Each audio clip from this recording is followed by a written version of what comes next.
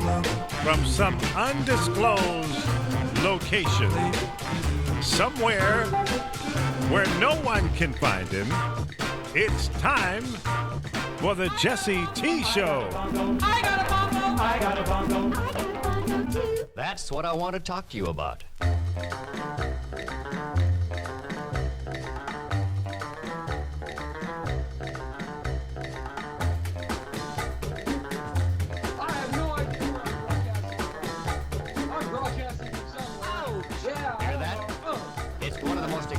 Sounds in the world. Bongo. Everybody's doing it. Yeah, everybody's doing the duty on www.thepowerofvoices.com, and everybody is doing it.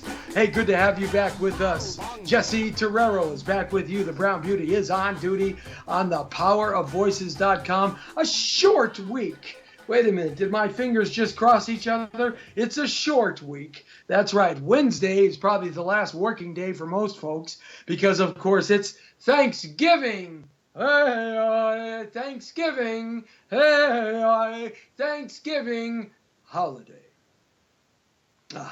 Now, whether or not you observe Thanksgiving or not, I do. I love Thanksgiving. I'm thanking and giving all the food away and thanking I can give food away and thanking for our great country and thanking for all the sacrifices that all the men and women have made in our armed forces and our Army, our Navy, our Coast Guard, our Air Force, and our Marines, and our National Guardsmen and women. Hey, I'm thanking for the police and the fire, thanking for just good luck, good cheer, and just one of the greatest places in the world to live. It's a lot of good things to be thankful for. And for those of you who don't celebrate Thanksgiving, that's okay too. Hey, it's a great eating day. That's the one thing about it. It's lots of good eating. And I thought that maybe this year I would go out and, shoot down some wild turkey, right? Actually go hunting over last weekend and shoot some wild turkey and then freeze it. Got it? Freeze it. Yeah, you know what? But I couldn't find anywhere locally that I could go do that. You can go shoot for wild boar up in the mountains in Tehachapi because they have a terrible boar problem. Yes, I said boar problem. I didn't say the other problem that sounds like it. I said boar problem. They're running crazy out there. Those little piglets, man, they get together and they make a lot of pigs, essentially. And those boars, with the tusk and stuff, there's some vicious animals. Got to be the toughest ones around, I'll tell you anyhow. But so I guess I'm just going to get some glazed ham and some turkey for this week. And it's going to be a good thing, a family affair. That's right. All right, good to have you along with us.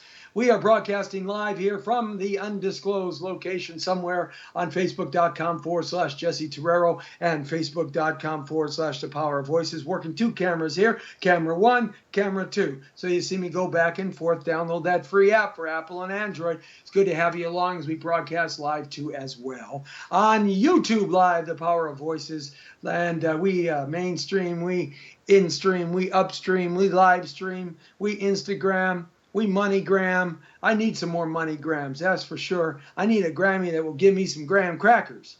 Anyway, and we Snapchat. Oh, yeah, we do that too. And we do it all right here at the Jesse T. Show. It's Monday in Southern California. It's nighttime. The weather's changing. It's raining all day today and yesterday. I love the rain, but it's going to be warm the rest of the week, they say, up in the 70s and 80s as this rainstorm passes us through tonight. But it's kind of cool and brisk, and I love that kind of air. Good to have you along, and we are going to be having some fun today. At the bottom of the hour, I'm going to introduce a brand new artist. I'm going to try to do some of this from time to time, introduce a brand new recording artist and give them a little bit of love and give them some promotion and some marketing and because it's hard enough struggle to get your music out there and to get out there with the AMAs over the weekend. So very few people ever really get into that ability to become an AMA recipient. But there's a lot of great music out there from artists who are trying. And then at the bottom of the hour, we're going to play a song from a young guy named Isaiah Pickett, 21-year-old, a guitarist. The guy is just unbelievable pop artist. This was a song he did a couple of years ago. He's in the studio right now with Grammy-nominated Rocky Allen Bird. And they're kind of come up with some good music. So I thought I'd play that for you, kind of a pop song. And really cool. I kind of like it. All right. So we're going to do that at the bottom of the hour. And then the last half hour, we're going to talk some controversy. We're going to get into some controversial topics. some conspiratory topics. That's right. Why not? Hey, the election's over with. We have President-elect Trump, and let's kind of talk about why we are the way we are and how we got to what we're doing about, and really who controls the world and who doesn't control the world. What's kind of going on? So Jesse T is going to be going out there on the limb and doing the conspiracy stuff. And there's a lot to it. You know, you got to do your research, throw out the good, take the bad, throw out the bad, take the good, whatever you want. And there's a lot to it. So, you know, you just got to do your homework. And so it's going to be very interesting. In the last half hour, we're going to be talking about the Committee of 300. We're going to be talking about the history of the black nobility of Europe, and it has nothing to do with African Americans or the pigment color of your skin. It's actually just called the black nobility of Europe, and it's very, very mind-bending. Good to have you along, Shwanita Pullman, Swaita, or Shawita. I like that name. I know I'm totally killing it, though. It's Shanita. Yeah, there we go. Shanita Pullman. Thank you very much. If I pronounced your name wrong, I'm sorry. Phonetically kind of put it out for me, and I'll pronounce it right. What's happening? Good to have you along.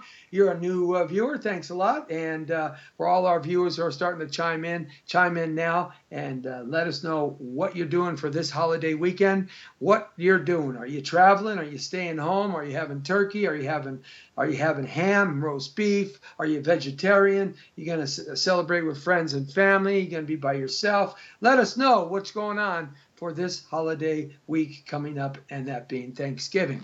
Right now, though, I want to get into Donald Trump, and he's choosing his cabinet. Here, of course, is the latest short list that we know about, and he is choosing his cabinet, and he's been choosing his cabinet for some time. This is nothing new, ladies and gentlemen. All presidents go through this in that 72-day period between the time they become president-elect. Take a swig of water here. During the time they become president-elect, and they become the actual president on January 28th, I believe he's sworn in at the Capitol building in Washington, D.C. And if you think you're going to go out there and protest amok and create all kinds of protests and stuff, let me tell you something. I was on the phone last week as I'm trying to qualify to get my media credentials passed by the Secret Service and the Washington, D.C. Police Department, as well as the military, because I want to, the military being the Marines, is the guarder or the guardsman of the president, and the Air Force too as well. But as I'm trying to get my media credentials together and get on that list so I can broadcast live from the inaugural, if I can get those credentials together, and I'm working on that this week. I was talking to what the security is going to be like, and I asked one of the representatives about the protest marches all around the country and what that's going to happen, because there's a lot of people that are going to go out there and probably protest. He said, "Don't worry, we have a plan for that. We always have a plan for that. Oh, they'll be able to exercise their right to protest, but they're not going to interfere with the inaugural presentation." Interesting. I don't know what that means. I don't know what it doesn't mean. I don't know what they're going to do, move them off site, keep them far away. I suspect it's probably keep them far away so they can't be heard. They can be seen because the TV cameras are going to be out there, of course. But that's what I suspect, because they aren't going to let anybody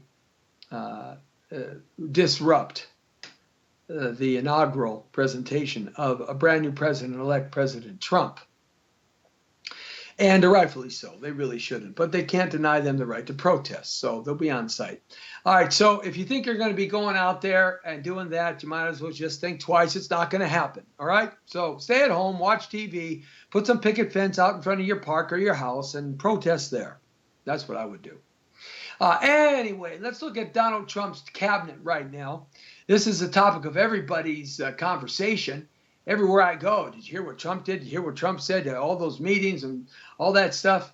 You got to take your hat off to the guy. The guy is a showman. I mean, he's meeting all of the dignitaries and VIPs right out there in front of the building that the golf course is at. Almost looks like a mini White House. And he's meeting everybody out there with a handshake and a smile. And and they walk up by themselves. It's terrific staging. You got to admit, you got to admit that. And so he's had a lot of guests come by. Just to name a few, recently, Rick Perry, former governor of the state of Texas, has come by. The gentleman by the name of Chris Kobach, he came by. He's a Kansas City Secretary of State. Wilbur Russ is a billionaire. He came by. John Kelly, Major General John Kelly came by. He interviewed one of the power brokers. In fact, the power broker of Hollywood. This was the movie Entourage and the HBO series Entourage. The agent that played, I think his character name was Artie or Arnie. That's what it was. Well, it was mastered after Ari Emanuel. Ari Emanuel is the character of that high dollar agent Arnie in the Entourage. So he came by. I mean, he's connected to everybody. I had a chance to meet him just one time, like 30 years ago, and it was so brief. Hi. That's about how fast. Now I've been dogging the guy to represent me. That's what we got to do. Anyhow, Robert Johnson, the creator and founder of BET, came by. Rudy Giuliani, Chris Christie. So they're all stopping by. But so far, this is what we know. Saying hi to Craig Powers. What's happening, Craig Powers? Diana Kelly. Haven't seen you in a while, Diana Kelly. Isaiah Pickett's online. We're going to be playing your song, Isaiah Pickett, at the bottom of the hour. So you might want to get ready with your recording devices. Of course, this all loads up automatically all around to all the social networking services. But anyway, this is what's happening in Donald Trump's cabinet so far. Here's the short list that we have so far. Of course, we know that Mike Pompeo, representative of Kansas and a former Army officer, he's been selected. He was part of the House Intelligence Committee and was a sharp critic of Hillary Clinton during the congressional investigation in 2012 on the attack of the American diplomat compound in Benghazi, Libya. So he was selected as the CIA director.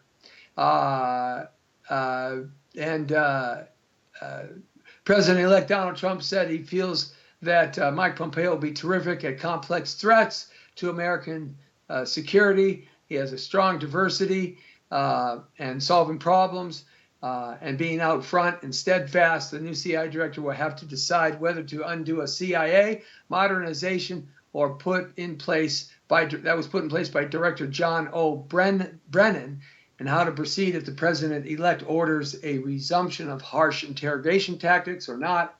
We don't know yet, which critics have described as torture. I don't think so. I think a little bit of waterboarding is something that needs to be done. It's how we get information. It's not torture. Torture is what they did to the ambassador in Benghazi. That's torture.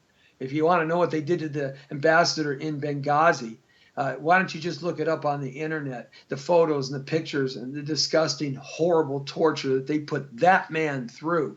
Now, that's torture. What we do with waterboarding isn't torture because we're never going to kill anybody. It's so in that respect. Attorney General Jeff Sessions, of course, Senator of Alabama, has been selected as the Attorney General, top law enforcement officer. He's going to have the authority of carrying out the law and order ideas that President-elect Trump has, building that platform, including his threat to jail Hillary Clinton.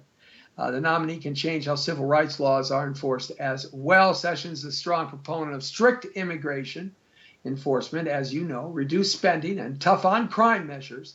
His nomination for a federal judgeship was denied in '86 because of racially charged comments and actions, which are very likely to become an issue in his ratification as he faces another set of Senate confirmation hearings, and he's finally confirmed, but he'll probably be confirmed. I don't think that Hillary Clinton and the Clintons are going to be prosecuted at all. I wish they were, because they're corrupt criminals. In fact, I think, and I believe, and I know, everything that I've read, that they are one of America's greatest crime families. But they're not as bad as the Bushes. The Bushes are worse. Oh, boy. The Bushes were willing to kill thousands and thousands of people. Oh, you say no? Yes. What about the dropping of the trade towers? Now, if you think that was two planes crashing into the trade towers that melted the metal, please, please. We can't even discuss that situation then. All right. So there's just too much information and shows way too much stuff. Too many whistleblowers coming out. But the point is, the Bushes are the worst crime family of America. They make a mafia look like chumps.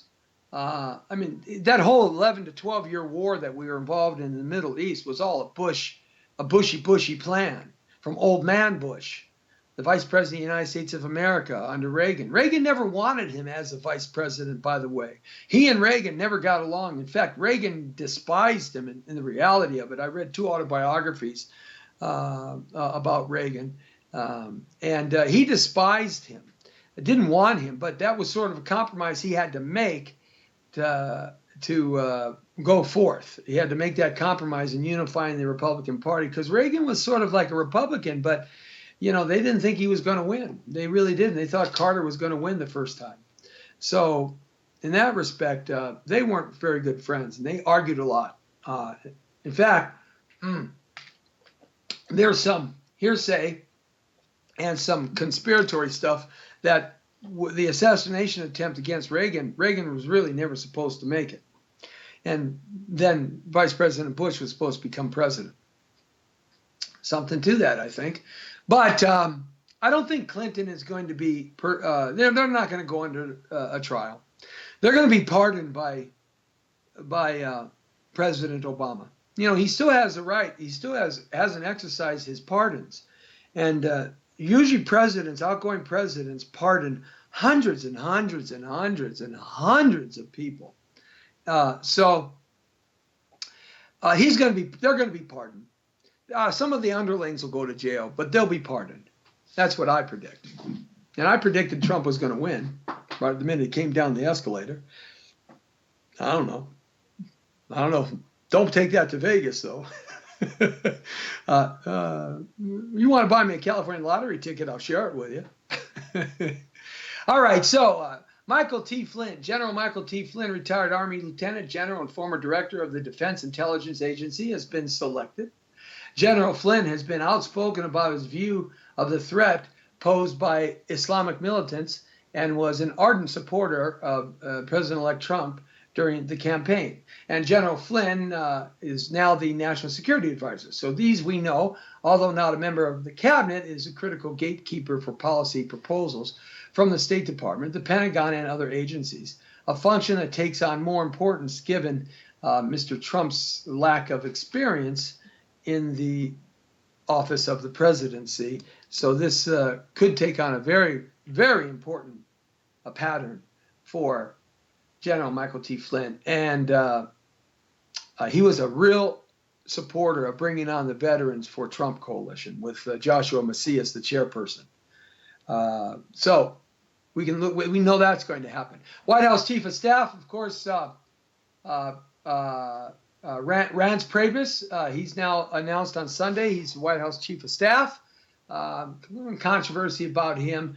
Chairman of the Republican National Committee, Chief of Staff manages the work and personnel of the West Wing, steering the president's agenda and tending to important relationships. The role will take on outsized importance in a White House run by Donald Trump, who has limited experience in policymaking and little in the way of connections to critical players in Washington. So Rance Priebus is someone that's very important to him. Remember, he talked about coming in there and draining the swamp.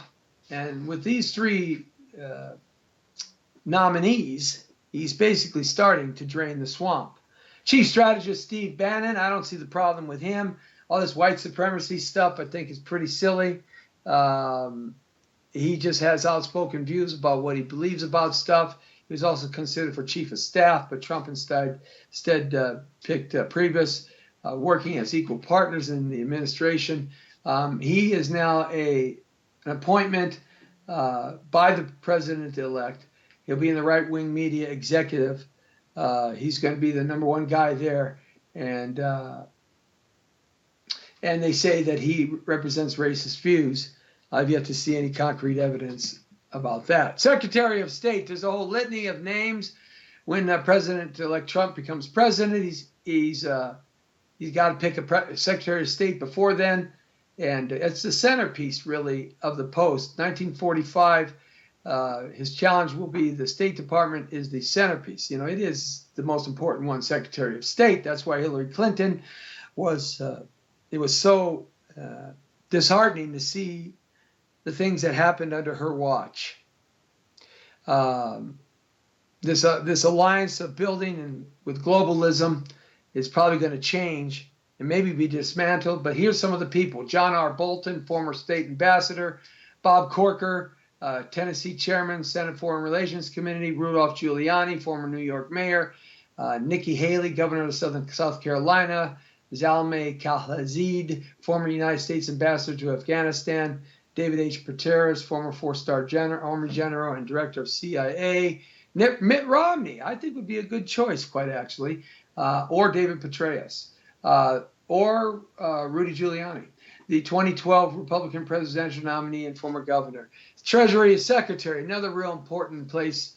The Treasury Secretary will be responsible for government borrowing and financial markets, dealing with the Fed, which is not part of the United States government. It's not regulated by anybody. Neither is the IRS. They'll be dealing with the IRS.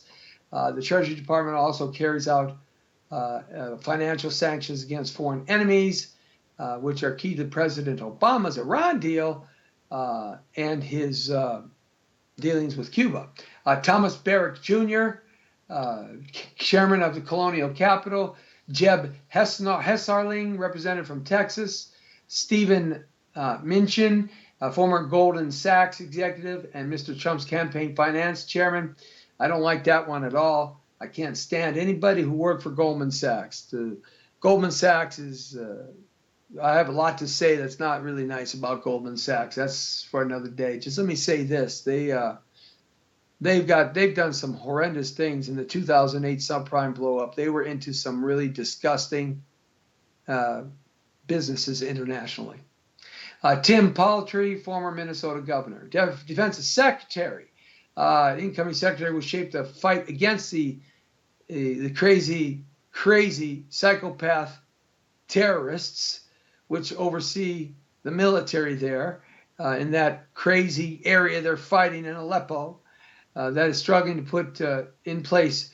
There's two Obama initiatives that'll probably have to be dealt with: the integrating women into combat roles and allowing transgender people to serve openly. Both of those could be rolled back. We'll see. We don't know. Tom Cotton, Stephen J. Hadley, Duncan Hunter, and Johnny Kyle, and James Mattis. I like James Mattis, retired Marine Corps general and former commander of the United States Central Command. In fact, we're going to talk about him in just a minute if we have some time. Interior Secretary up for grabs there: Jane Brewer, Robert Grady, Gerald Ham, Forrest Lucas. They take care of all the lands and the waters. Sarah Palin. I'd like to see Sarah Palin there too as well. She's not as stupid as everybody says she is. But, I'd like to see her there. I got Forrest Lucas from Lucas Oil Products. It doesn't make sense to me. I don't like that one.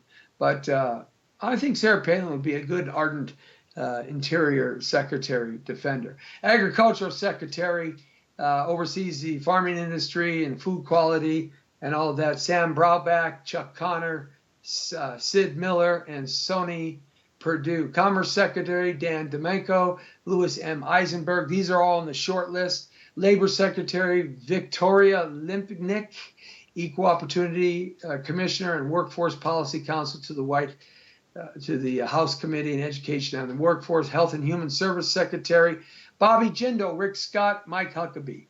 I like Mike Huckabee over Bobby Jindal, but Rick Scott, he's got executive experience in large hospital chains. That might be a good pick. Energy Secretary James L. Connaughton, Robert E. Grady, Harold G. Ham. Education Secretary Williamson M. Evers, Secretary of Veteran Affairs, which has got to be refixed and fixed around. I mean, that was horrible what happened towards the end of the year to the VA the director of the VA. I mean, unbelievable. Scott Brown, former senator of Massachusetts, and Jeff Miller, retired chairman of the House Veterans Affairs Committee. I don't want to see him there because I don't want anybody that's been connected to the VA to be part of the VA again. Homeland Security Secretary John Arapo. I think he'd be great for the departing sheriff of Maricopa County. David A. Clark, another great sheriff, I think would be great. Rudy Giuliani, possibly.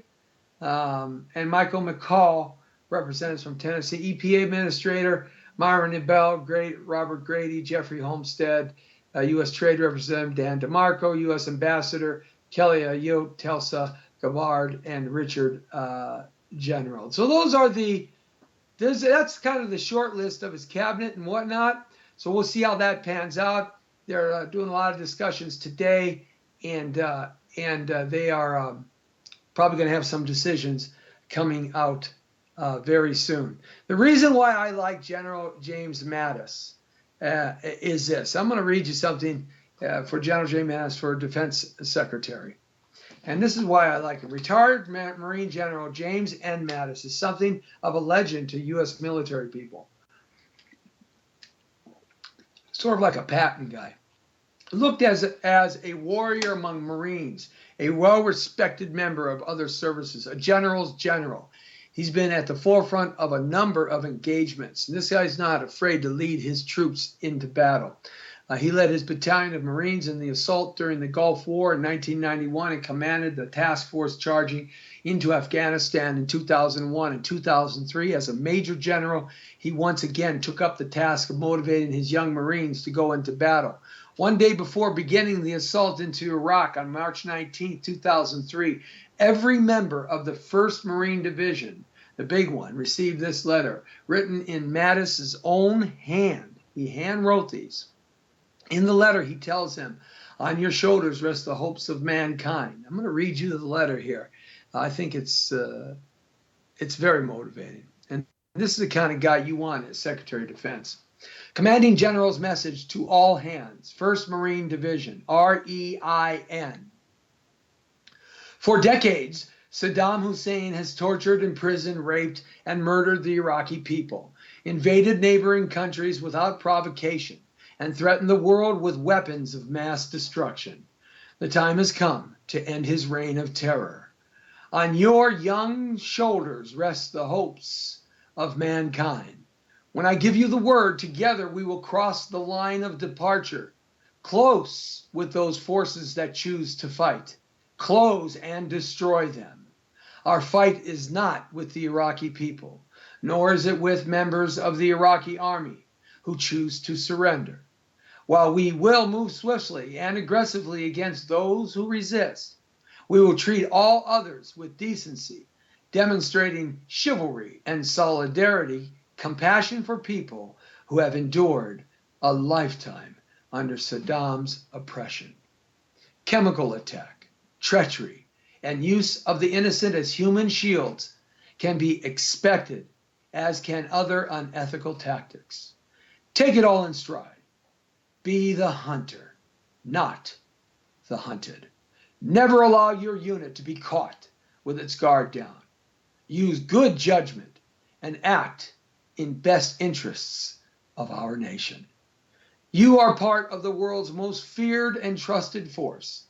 Engage your brain before you engage your weapon. Share your courage with each other as we enter the uncertain terrain north of the line of departure. Keep faith in your comrades on your left and right, and Marine air power overhead. Fight with a happy heart and a strong spirit. For the mission's sake, our country's sake, and the sake of the men who carried the division's colors in the past battles, who fought for life and never lost their nerve, carrying out your mission and keep your honor clean, demonstrate to the world there is no better friend and no worse enemy than a U.S. Marine. J.N. Mattis, Major General U.S. Marines Commanding. Is that just a beautiful letter? I mean, that's the kind of guy that you want in a leadership position in President-elect Donald Trump's cabinet. So I'm all for him, and I hope he gets that Secretary of Defense. I really do. What a terrific guy, a general's general. All right, we got a great song coming up here on the Jesse T Show. From time to time, I like to debut some new music from some new artists out there. And you want to check this guy out here. Back it off just a little bit. We'll restart it here in a second back at the studio. I want to give a little bit of a talk up to him. It starts cold, so I just want to chat a little bit about Isaiah Pickett. Isaiah is a 21-year-old guitarist and pop singer.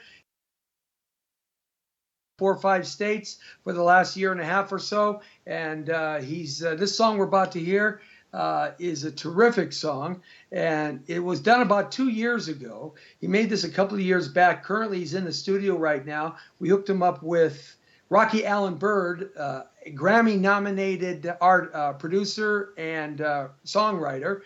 He's working with him now and a few other folks from the music business of high quality. So we expect 3 or 4 or 5 songs from him. But from time to time, I like to break off some new music from a new artist. And so if you have some new music that you'd like us to play here on the Jesse T Show, get it to us. You can email it to my email at winwinwinINC@yahoo.com, winwinwinINC@yahoo.com. Email that MP3 or MP4 or whatever you got, video, music, and we'll get that on and play some more new music. Right now, just to kind of give you the intro, ladies and gentlemen, on the Jesse T Show, ABTV Live in the Power of Voices, it's Isaiah Pickett. Girl, I've been thinking about how you've been acting lately. So full of shadiness, why did you change, girl? And every time we fight, it drives me so crazy. How did it come to this? Where did our love go? I gave you everything that you can even ask and more. Too late, baby. I packed my bags. I'm heading out the door. Sick and tired of all the games that you played. I'm leaving you no matter what you do. I say you can keep on crying, but I ain't turning back. You can keep on crying, but I ain't turning back. You can keep on crying, but I ain't turning back. You can keep on crying, but I ain't coming back. No.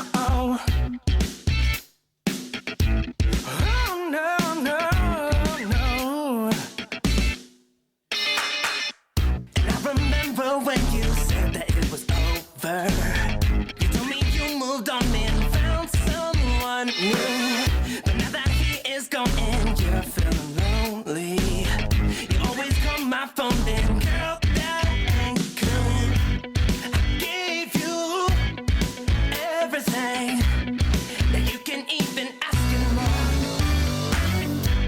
It's too late, baby. I packed my bags. I'm heading out the door. Sick and tired of all the games that you played. I'm leaving you no matter what you do. I say you can keep on crying, but I ain't turning back. You can keep on crying, but I ain't turning back. You can keep on crying, but I ain't turning back. You can keep on crying, but I ain't coming back. No. You can keep on, you can keep on, you can keep on crying.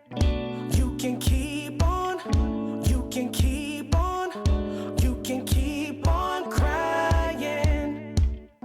You can keep on, you can keep on, you can keep on crying.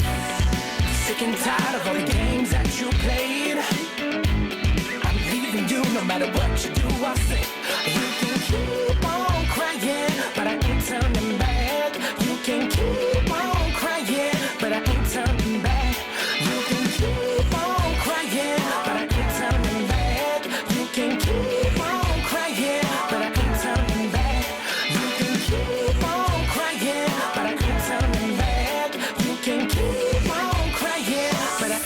coming back. No. Oh, yes, Isaiah Pickett. And I ain't coming back, baby. That's right. That's from a guy's point of view after he broke up with his girlfriend. I like that a lot.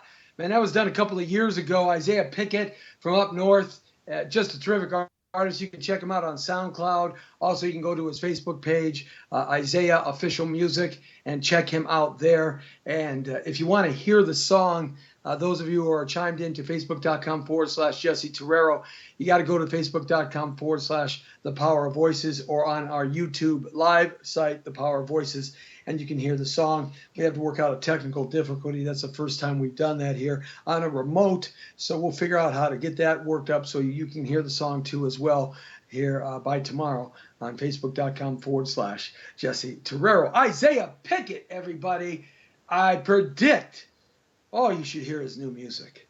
I predict this guy's going to be in the big time real fast.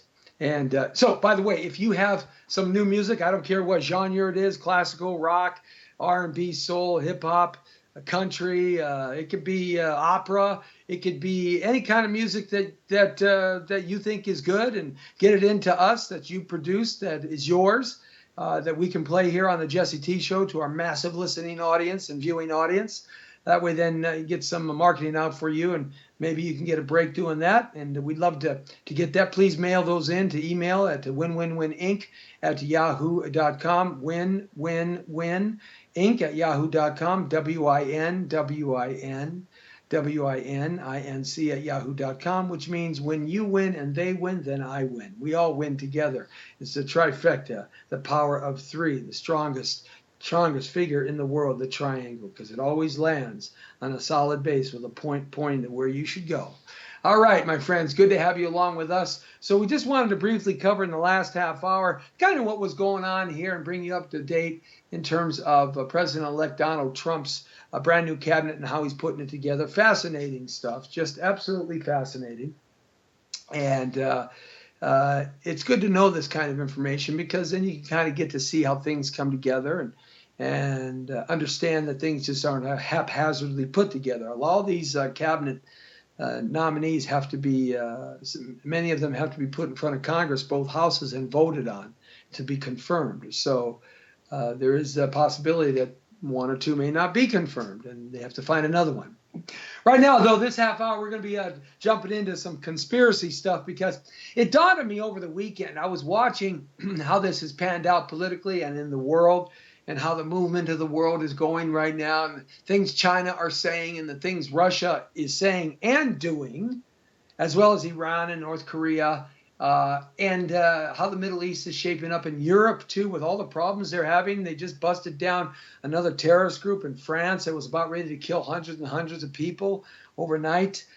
Germany, too, is having problems. Switzerland and having problems. So with all these hot spots around the world, and our economy and the global economy and the concept of globalism came up a lot over this last election process between the candidates, between, of course, President-elect Donald Trump and his rival, Clinton. So the concept of globalism, and I got to thinking about that maybe a lot of people don't really understand what they're talking about in terms of globalism and what the ramifications of that. So I thought, well, I'm going to go back in time in history to when kind of globalism kind of first started. It didn't start last year, and it didn't start 25 years ago. It started a long time ago. So it's called the ancient history of the black nobility of Europe. And it really has nothing to do with the pigment of your skin, though we know the Moors ran the Mediterranean and were essentially the largest empire after Rome in the Mediterranean for about 400 or 500, 600 years.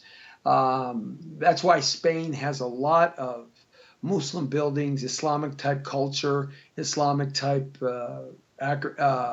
architecture, etc. Portugal and Spain and France too. They're not things that have happened overnight. This has been something that's pretty natural for 1,000 years. But for us here living in this time of 2016, because we don't really review history much anymore in our schools, and it seems that people are not interested in history as much as they used to be. They're more interested in the here and now and the instant gratification. But I think history is important to understand so that you can understand what's happening in the world today and not be surprised by the things and the events that take place, and be rest assured that all of this has happened before, over and over and over and over. Human beings really don't change much. We just think that everything is new because we're new here during our timelines. But really, there was nothing new. Everything is old, and everything has been done time and time again, in some place, in somewhere, in some form. Of course, I'm not talking about spaceships going to Mars, and I'm not talking about, some of the fantastic scientific and manufacturing explosions and creations that have taken place through engineering and things. I'm not talking about that. I'm talking about the quality of the human being and human nature. That really hasn't advanced much. We think it has, but it hasn't, and we're constantly slapped back to understand that human nature hasn't really advanced much at all, especially when you get outside America and you go to other countries in the world. I've had the chance and the opportunity and the luxury the blessing to be able to travel to 43 different nations. And everywhere I went, I was so thankful to come back to my homeland, the United States of America. Man, I was waving that flag and singing that national anthem because no matter where I went, I was always reminded real quickly that I'm an American, and it's really different here. Just they do things way different, and they accept things that I wouldn't accept, and I might be outspoken about. It was always good coming home. Always good coming home. That's why everybody wants to come here. That's why we can't have open borders. Just for that fact alone. So I thought today, for a few minutes, I'd go back and I'd review where this globalism kind of started. So it really started a long time ago in Carthage. The Canaanites called themselves the Punics. Carthage is basically where Libya is today, okay? And it was a main harbor.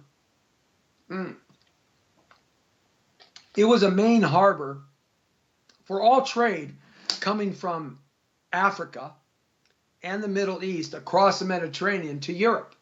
And the fastest freeway system to get products and goods and services from one continent and one location to another was not over land. It was too dangerous. So they went by sea. And so Rome ruled the Mediterranean Sea highways and freeways for 500 years, 1,000 years. And with that, they had that clear shot from one continent to Italy or Rome without too much problem other than weather and pirates. And they always had to fight off pirates. That was not an unusual thing. And the pirates were all from essentially northern Africa. The whole, that northern part of Africa, or that southern part of the Mediterranean Sea, okay? And they were always fighting that.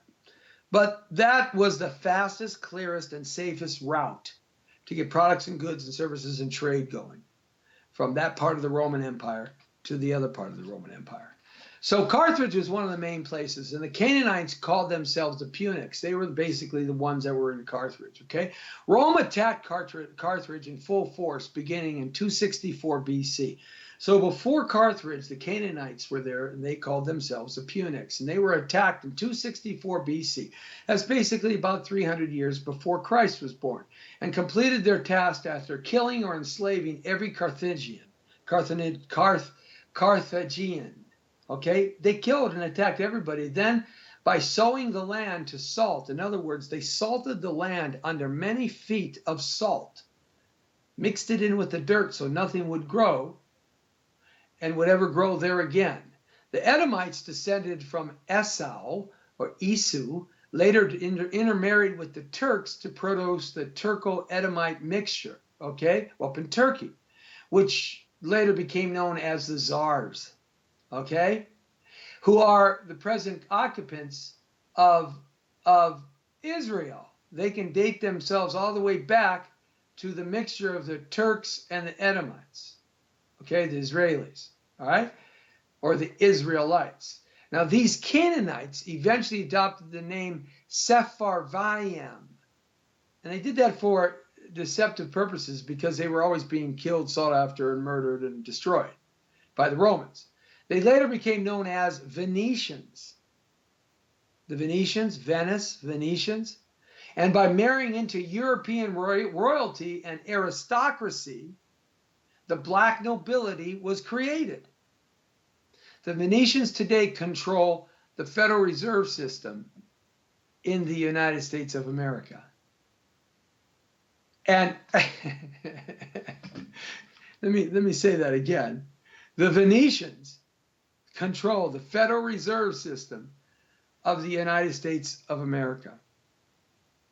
And who controls all the Federal Reserve systems of the same ilk globally? The Rothschild financial empire. Okay? You can look it up. That's just a fact. All right, so around 1400 AD, European power centered and coalesced into two kind of camps. One of them was called the Ghibellines, who supported the emperor's Hohenstaufen family. German, Hohenstaufen, Venetians, yes, Venetians were German and Italian. They kind of went all the way up into Europe that way. And the Rothschilds were Germans under the original name of Meyer and of Jewish faith. Okay. The Guelphs were the other one from Welf, the German prince who competed with Frederick for control of the Holy Roman Empire. After Rome broke up, after Constantinople and Emperor Constantine died, and then Rome kind of fizzled out over another 200 or 300 years and broke up completely, they tried to put the Holy Roman Empire together under German rule or Venetian rule. The Guelphs are also known as the Neri or Black Guelphs or Black Nobility, and supported William of Orange in his seizure of the throne of England, which eventually resulted in the formation of the Bank of England. Now I'm going to tell you, this is coming together. The Bank of England, which is known as the King and Queen's Bank, okay? And the East India Company. Now that was England's company that they conquered the world with the military, because they had the greatest Navy fleet, especially after they put down the Spaniards when they fought the Spaniards in the oceans off of England. Okay? All right, so now what you have is you have the Bank of England concentrated into one royal group. And the Lombards were bankers to the entire medieval world. And I know this is interesting because watch what happens. Okay? This is a mind blower thing that's going to happen right now. The East Indian Company ruled the 17th century. That's the 1600s. All the coups d'etats, all the revolutions and wars in the 19th and 20th centuries are centered in the Battle of the Gulfs to hold and enhance their power, which is now known as the New World Order. The Oligarchian family, the Illuminati. They were actually Gauls and Germans of Venetian background that came all the way from the destruction of Carthage, almost 300 years before Christ. Okay? The power of the Gauls would extend through the Italian financial centers to the north of France in Lombardy. All Italian bankers were referred to as Lombards. Okay? Lombard in German means deposit bank. And the Lombards were bankers to the entire medieval world. They would later transfer operations to Hamburg and then to Amsterdam, which is just above Switzerland, and finally to London. The power of the Gauls would extend through the Italian financial centers to the North France of Lombardy. As I said, the Gauls would start the slave trade to the colonies. the Gauls, the Germans, the Venetians, that date their time back to Carthage, as they were known as Canaanites and Punics of northern Africa. They were enslaving their own brothers and sisters. All right, so they would start the slave trade, okay, to the colonies. The Gauls, in order to aid their control of finance and politics, would perpetuate agnostic cults, which were eventually developed into the Rosicrucians, the Unitarians, the Fabian Society, and the World Council of Churches. The East India Company, together with John Stuart Mill, would finance the University of London. And a friend of Mill, historian George Grote, a founder of London University, donated £6,000 for the study of mental health, which began the worldwide mental health movement. Now that's important because mental instability, or proving that one has mental instability, is a way of controlling people. Understanding how the mind works tied with the body. Banks large and small in the thousands are in the committee of the 300 network. Of special interest is the Banca della Svizzera Italiana, okay? That's Switzerland and Italy.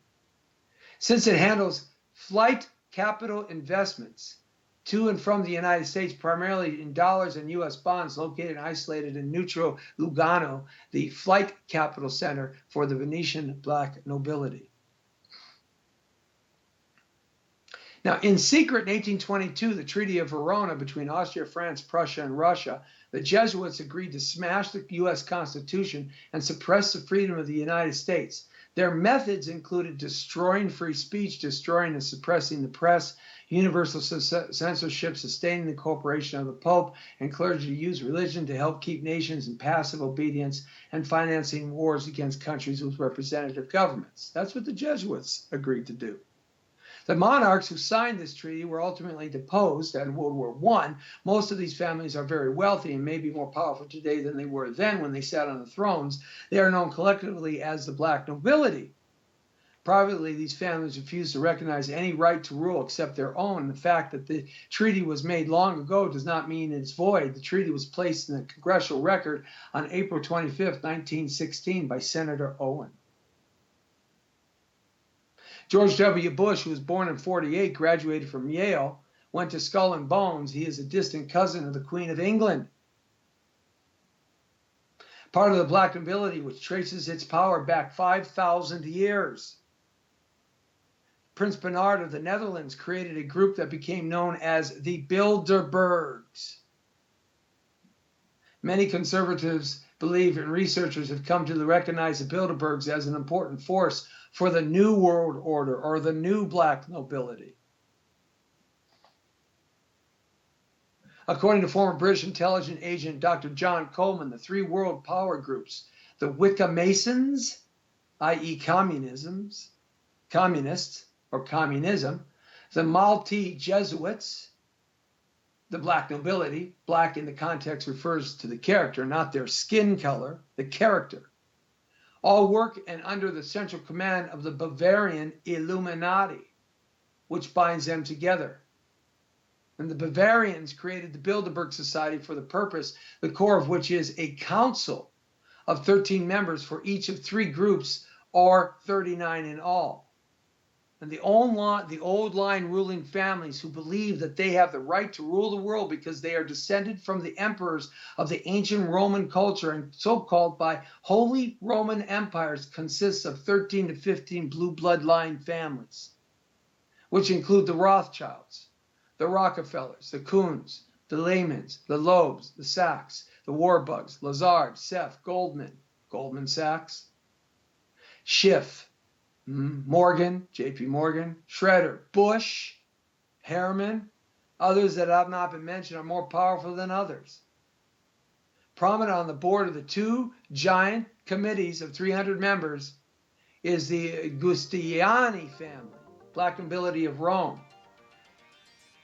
Sir Jocelyn of Ambrose, Merchant Bank. Louise Fouris from France, black nobility of Venice. Umberto Dotello of the ancient black nobility family of the same name. The Rothschild family. Baron Pierre Lebert, a Belgian Rothschild family. You see, folks, what we have today was all predestined and handpicked.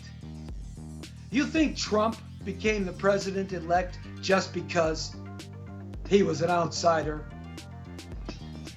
Do you really think that WikiLeaks just popped up and now it's gone? Come on. Do you think that the Clintons, who are corrupt, were thrown by the wayside because their use is no longer along with the Bushes? There's powers behind the power, my friends. That's why we are where we are at.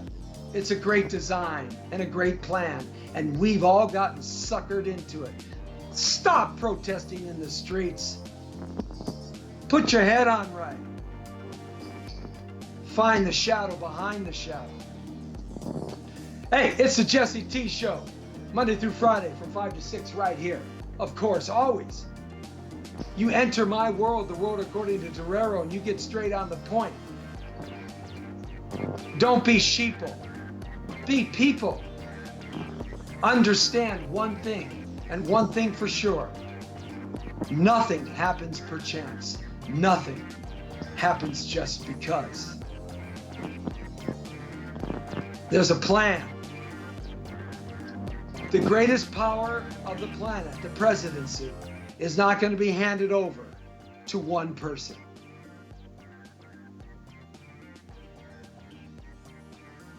Think about it. Bada bing, bada boom. It's the Jesse T Show, and the Brown Beauty is off duty. See ya!